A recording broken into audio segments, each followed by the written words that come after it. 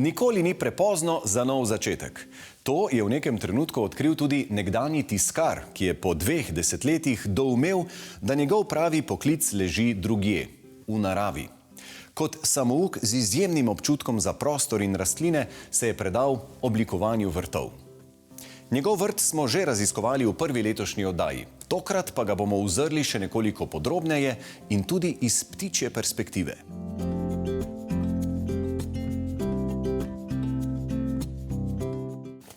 Tu pa je zelo lep razgled. Ja, tole pa je ena točka, ker večina ljudi pravijo, da je ena zelo pozitivna energija. Tamle dol vidimo Kum, Dolenjski Triglav, razna hribovja, Čemšenik je tamle nekje, Zasavska Sveta Gora. Tukaj je zanimivo, zelo zgodaj zjutraj prideti, ko sonce vzhaja. Vidim pa, da je tukaj bil nekoč najbrž kar prepad, pa ste ga stabilizirali. Ja, to je bil pa včasih zelo strm breg. Še kosit je bil problem. Zemlje zmeram premalo, sem pa začel iz švelera na razne terase delati in tukaj imam razno zbirko rastlin, od okrasnih trav, slamnikov, hoste, tam je zasenčeno, pa seveda maslenice, ki dela danes nažalost niso v polnem cvetju, škoda. Lastnik vrta je čuteč oblikovalec, ki ne snuje le skalnjakov, kamnitih poti in lesenih izdelkov, kot so stoli in klopce, temveč tudi žive strukture svojega vrta. Grmovnice najraje obrezuje po zimi, ko ima največ časa, vendar se izogiba delu v mrazu, da ne bi poškodoval rastlin. Poletno rez opravi še junija ali julija, da ohrani njihovo obliko in vitalnost. Prej sva omenjala, da so nekatere skale takšne kot skulpture, ampak imate pa tudi zelene rastline, ki ste jih oblikovali v posebne oblike. Ja, to se pa tudi rad malo poigravam z naravo, recimo. Tudi vsak ima svojo zgodbo. Te pušpane, to sem dobil že zelo dolgo nazaj od enega Belgica, ki je bil pri meni na obisku in on je bil takrat največji gojitelj pušpanov v Evropi. Zdaj sicer ne vem, kako je s tem, ker je prišla ta bolezen, vešča. In ko je prišel, mi je pripeljal nekaj zelo specialnih, ker to nikoli ne bi rekel, da je pušpan, ampak je, Potem ta je drugačen, ampak tega se dobi, ta je res nemogoč. Potem je tamle eden rumeno, zelen, pisan. Tukaj je nekje mogoče 10 različnih vrst, No, ta je pa navadni, mogoče, sem previden, ali kako že. Tole, če mene vprašate, ima neprecenljivo vrednost, ker pušpan v taki obliki zelo težko dobiti, zelo težko. To je strižen v krožničke, v talarje, ker je zelo zahtevno, zelo počasi, da se ustvari. Recimo, če pogledate te majhne vršički tamle gor, ki ga še nič ni, je 5 let star, tako da se lahko predstavljate, Res dolgo traja, kako je to dolgotrajno. Ampak je poseben, tega ne vidiš nikjer, Kaj pa tale vrč in pa raca, ki stoji tukaj? Tole je pa tamle, jaz ga imenujem razbiti vrč, kjer je tamle odzad skala, se je razbil. Tala račka ima pa tudi ena zgodba, enkrat pride ena prijateljica, pravi, Madonna, kakšnega lepega pudeljčka mi je res moralo zbila. Jaz se trudim, da bi ptička naredila, ona meni pravi pa pudeljček, Kaj čemo? Pa vodo pije ta ptiček, ali pa račka. Tu okoli hiše ni videti toliko prostora, V bistvu ste morali malo omejevati tudi rastline pri rasti. Kaj ste naredili? Tale okrasen del ima mogoče 700 kvadratnih metrov hiša vred, to ni veliko, Imam velika drevesa na vrtu. Če pogledamo tole cedro, to je navadna cedra Atlantika glavka. Če jo ne bi obrezoval, bi bila zelo velika, bi zaprla pogled, No, potem so tukaj dve Hamesiprix, torej Obtusa nana gracilis. Ta ima eno posebno zgodbo, ta zelena. Ena je zelena, ena je zlata. Ta zelena bi mogla biti pritlikavka. In je bila pritlikavka Hamesiprix Obtusa nana gracilis se imenuje. Ampak, ker to je bila cepljena, iz tega pritlikavčka je zrastel en divjak. Jaz sem tisti divjak pustil, tisti žlahten del je propadel, ta velik je zrastel in tega sem začel oblikovati v topiari. In je ratalo to, kar je. Mi je simpatično. Tamle sem je sicer tole vejo malo, da sem jo mečkano pognil dol, obtežil s kamnem, da se malo poravna. Tukaj ob cesti imate nenavadno živo mejo in tudi rožice, ki so se očitno same zasejale tukaj. Ja, res je. Ja, tukaj je zelo kruto, sončno, suho. Skoraj nič ne bi raslo, ampak to so se same zasjale in gleda, da jim paše, ne, čudoviti pogoji. To je ta muškatna kadulja, tamle je ena navadna kozlika, isto dvoletnica kot kadulja, torej prvo leto dela bo cvetela, drugo leto podoben cvet ima kot Artičoka? Artičoka, tako, bravo. Čudovita barva, ne, listo je bodeča. Bo odmrla letos, bo nove poganke, nove sejančke naredila in bojo drugo leto cveteli. Tako da se samo seje in se ponavlja ta zgodba iz leta v leto. Ne? Kaj pa ta mogočni hrast? Ste ga vi sadili?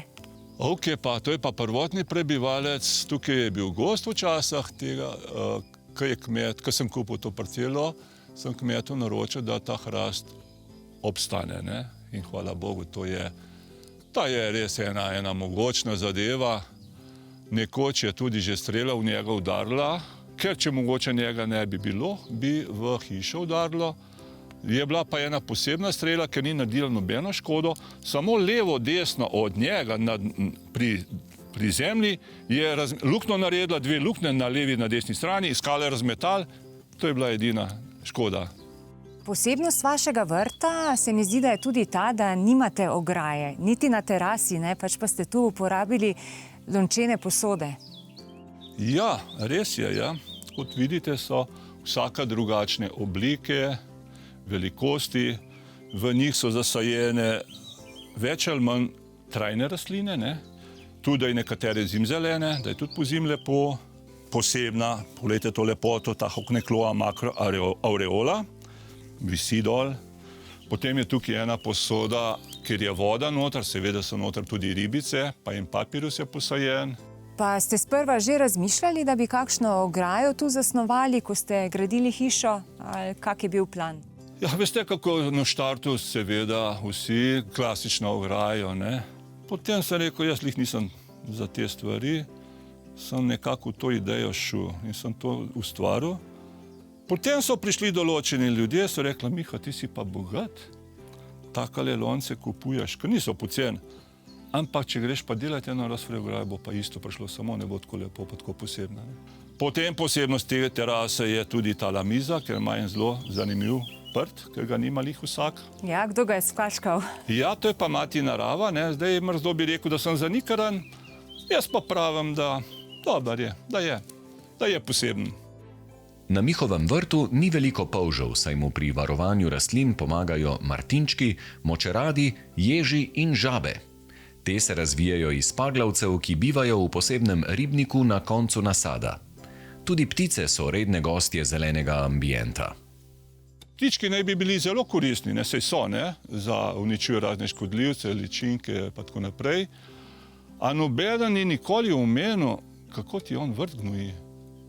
To je krasen gnoj in to je minimalno gnojenje, ne. To je en čudovit gnoj, ne, ampak to ni nikoli nikjer bilo omenjeno, in to je zanimivo. Tako je to tudi koristna živalca, ne, v tej smeri. Kaj to pomeni, potem zbirate tukaj mogoče iztrebke in jih dajete po vrtu? Ne, kar pogledajte te kakci, so vse povsod te kakci lepo, pomalem razporejeni.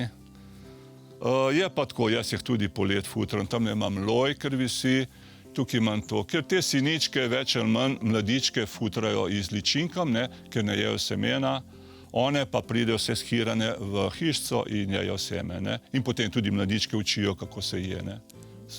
In koliko semena porabite letno? Ojojoj, lanske let jesen sem se kar malo zgrozil, bilo je tudi preko 50 ptičkov naenkrat tukajle in mi je šlo na dan po 2 kile semena, tako da sem jaz lanske let nabavil 250 kil sončnega semena, ampak potem se je malo ustavilo in zdela se je malo ustavilo, tako da imam za to zimo nekaj še, tako da bo.